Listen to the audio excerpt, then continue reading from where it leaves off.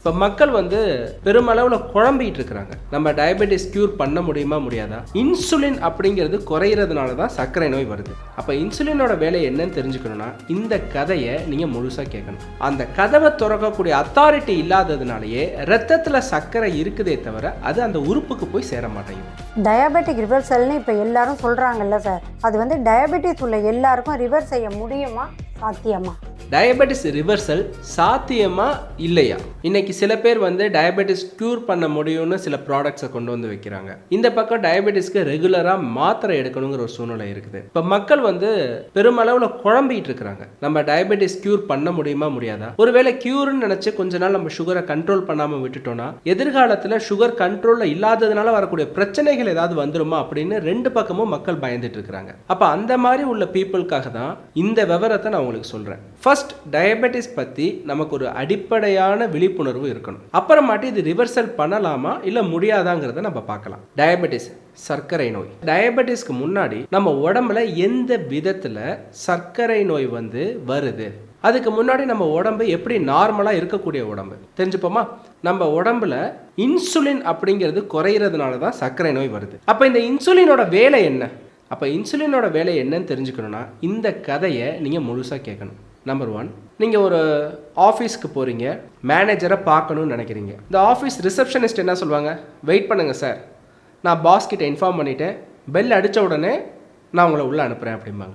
அதே மாதிரி பெல் அடிப்பாங்க, அந்த ரிசப்ஷனிஸ்ட் சார் நீங்கள் உள்ளே போகலாம் சார் அப்படிம்பாங்க. ஒருவேளை பெல் அடிக்கும்போது அந்த ரிசப்ஷனிஸ்ட் வெளியில் ஃபோன் பேச போயிருந்தாலோ இல்லை இன்னொரு வேலையாக அந்த இடத்துல இல்லைனாலோ கண்டிப்பாக உங்களை தான் கூப்பிட்றாங்கன்னு தெரியும், ஆனால் நீங்கள் டைரெக்டாக உள்ளே போக முடியாது. கரெக்ட் தானே? இதுதான் நம்ம உடம்புலையும் நடக்குது. நான் சொன்ன அந்த ரிசப்ஷனிஸ்ட் நம்ம உடம்புல இருக்கக்கூடிய இன்சுலின். இந்த இன்சுலின் தான் நம்ம சாப்பிட்ட உணவுலேருந்து எடுக்கக்கூடிய சர்க்கரையை இரத்தத்திலேருந்து ஒரு ஒரு உறுப்புகளுக்கும் எரிபொருளாக கொடுக்கக்கூடியது. சப்போஸ் இந்த இன்சுலின் இல்லைன்னா என்ன? அந்த உடம்புக்கு தேவையான எனர்ஜி கேட்குது, அதாவது எனக்கு இப்போ எரிபொருள் வேணும், சர்க்கரை கொடுன்னு கேட்குது. ஆனால் அந்த கதவை திறக்கக்கூடிய அத்தாரிட்டி இல்லாததுனாலேயே ரத்தத்தில் சர்க்கரை இருக்குதே தவிர அது அந்த உறுப்புக்கு போய் சேர மாட்டேங்குது. அப்போ இதனால என்ன நடக்கும்? அந்த இரத்தத்தில் சர்க்கரை அதிகமாக அதிகமாக அதிகமாக இரத்த குழாய்களோட உள்பகுதி எண்டோத்திலியம்னு சொல்லுவோம், அதில் பெரிய அளவில் பாதிப்பு உண்டாகுது. அப்போ இந்த சர்க்கரை அதிகமாகுதுன்னு சொல்கிறோம்ல, அது அப்படின்னா என்ன? 140 தான் நம்ம சாப்பிட்டு 2 மணி நேரத்தில் இருக்கக்கூடிய சர்க்கரை அளவு. வெறும் வயிறில் 110க்குள்ளே இருக்கணும். சப்போஸ் அந்த லெவலை தாண்டிடுச்சுன்னா அதிகமாகுதுன்னு அர்த்தம். அப்போ இதனால என்ன நடக்குதுன்னா இரத்த குழாய்களில் ஏற்படக்கூடிய பாதிப்புகள்னால இரத்த குழாய்கள் தடைப்படுது. சர்க்கரை போதுமான அளவு அந்த குறிப்பிட்ட உறுப்புகளுக்கு போய் சேராமல் இருக்குது. அப்போ இதனால் எந்தெந்த உறுப்புகள் பாதிக்குதுங்கிறதையும் நம்ம தெரிஞ்சுக்கணும். மூளை, கண், பல், இதயம், சிறுநீரகம், குறிப்பாக பாதம். ஸோ இந்த உறுப்புகள் எல்லாமே பாதிக்குது. இந்த மாதிரி ஒரு நோயை நம்ம எப்படி எடுத்துக்கணும் அப்படின்னா, நம்ம முதிர்ச்சியோடு தொடர்புள்ளக்கூடிய ஒரு நோய். உதாரணத்துக்கு முடி நரைக்குது பார்த்தீங்களா, தோல் சுருங்குது பார்த்தீங்களா, அப்போ இந்த மாதிரி சம்மந்தப்பட்ட ஒரு நோயாக இது நம்ம உடம்புல தொடர்ந்து நம்மளை தாக்கிட்டே வருது. இதுக்கு ஒரு முற்றுப்புள்ளி வைக்கணும் அப்படிங்கிறது இன்றைக்கி உலக அளவில் பல ரிசர்ச் பண்ணிகிட்டு இருக்கிறாங்க. இப்போ பார்த்தீங்கன்னா ட்ரோன் மூலமாக, அதாவது செயற்கை சின்ன ஹெலிகாப்டர் மூலமாக கூட இதயத்தை ஒரு இடத்துலேருந்து இன்னொரு இடத்துக்கு டிரான்ஸ்பிளான்ட் பண்ணி மாற்றும் அறுவை சிகிச்சை அளவுக்கு யோசிக்கக்கூடிய அந்த நவீன சிகிச்சை முறைகள் இப்போ வந்திருக்குது. இப்போ ரீசெண்டாக சில ஸ்டடீஸ் பார்த்திங்கன்னா கிட்னி ஈஸியாக டிரான்ஸ்பிளான்ட் பண்ணி சக்ஸஸ் ரேட்டை அதிகமாக கொண்டு வர முடியுங்கிற ஒரு சூழ்நிலையை நிறைய இப்போ பப்ளிஷ் பண்ணிகிட்டு இருக்கிறாங்க. ஈவன் இந்தியாவில், குறிப்பாக தமிழ்நாட்டில்.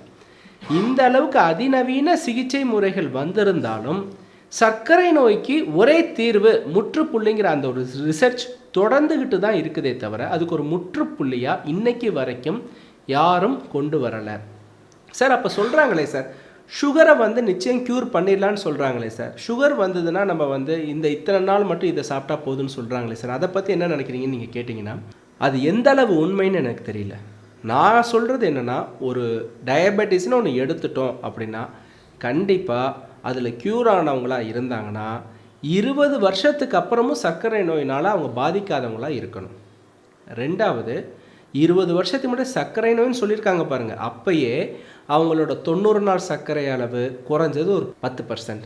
வெறும் வயிறில் ஃபாஸ்டிங் பார்த்தீங்கன்னா ஒரு 200க்கு மேலேயும் போஸ்ட் பிராண்டியல் 400க்கு மேலேயும் இருந்து 20 வருஷம் சுகராக கண்ட்ரோல் பண்ணி க்யூர் பண்ணி இருக்கிறாங்க அப்படின்னா கண்டிப்பாக அவங்க க்யூர் பண்ணியிருக்க வாய்ப்பு இருக்குதுன்னு அர்த்தம். ஆனால் அந்த மாதிரி என்னோடய டே டு டே ப்ராக்டிஸில் நான் பார்த்ததே கிடையாது.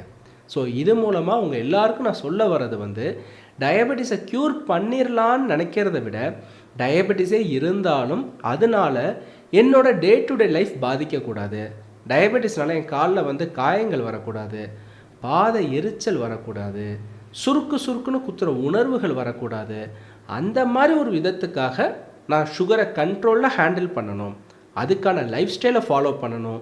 லைஃப் ஸ்டைல்னால் என்ன? ப்ராப்பரான உணவு முறை, உடற்பயிற்சி, உறக்கம், உணர்ச்சி வசம் படாமல் இருக்கிறது, அதோடு சேர்த்து மருத்துவரோட ஆலோசனைப்படி மருந்தை எடுக்கிறது. ஸோ இது மாதிரி ஃபாலோ பண்ணால் மட்டும்தான் நிச்சயம் நம்ம டயபெட்டிஸை ஜெயிக்க முடியும். ஸோ இந்த மாதிரி வீடியோ உங்களுக்கு ரொம்ப யூஸ்ஃபுல்லாக இருக்கும்னு நினைக்கிறேன்.